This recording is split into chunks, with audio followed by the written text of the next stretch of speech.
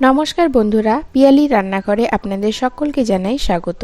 আমি আজ আপনাদের সঙ্গে শেয়ার করছি সরপুটি মাছের ঝালের রেসিপি।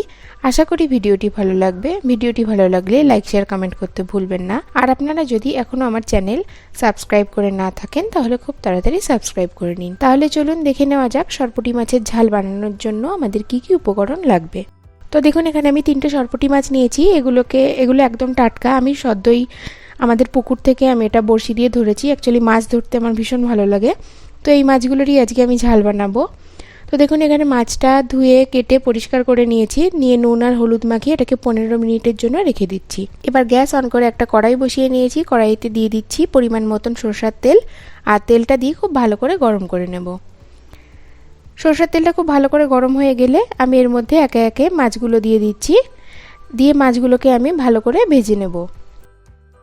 মাছগুলো ভাজা হয়ে গেলে কড়াই থেকে তুলে রেখে দিচ্ছি।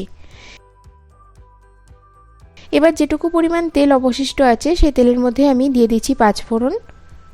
আর এখানে আমি সরষা আর কাঁচা লঙ্কা এবং লবণ একসঙ্গে বেটে একটা পেস্ট বানিয়ে রেখেছি, তো সেই পেস্টটা দিয়ে দিলাম। এবার এর মধ্যে আমি দিয়ে দিচ্ছি হাফ চা চামচ মতন জিরে গুঁড়ো এবং হাফ চা চামচ মতন হলুদ গুঁড়ো। মশলাটাকে একটু আমি কষিয়ে নিচ্ছি।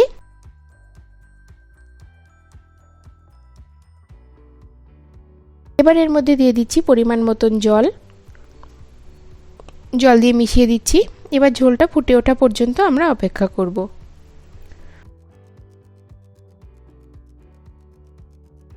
ঝোলটা ফুটে উঠেছে। এবার আমি মাছগুলোকে একে একে দিয়ে দিচ্ছি এর মধ্যে। এবার ঢাকা দিয়ে আমি এটাকে প্রায় 5 মিনিট মতন লো ফ্লেমে রান্না করব।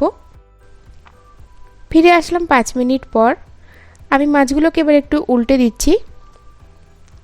এবার ঢাকনা ছাড়া আমি মাছগুলোকে 2 মিনিট মতন রান্না করে নেব।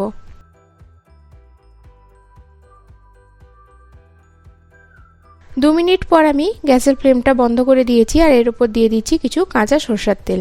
ব্যাস, এবার আমি এটাকে পরিবেশন করে দেব।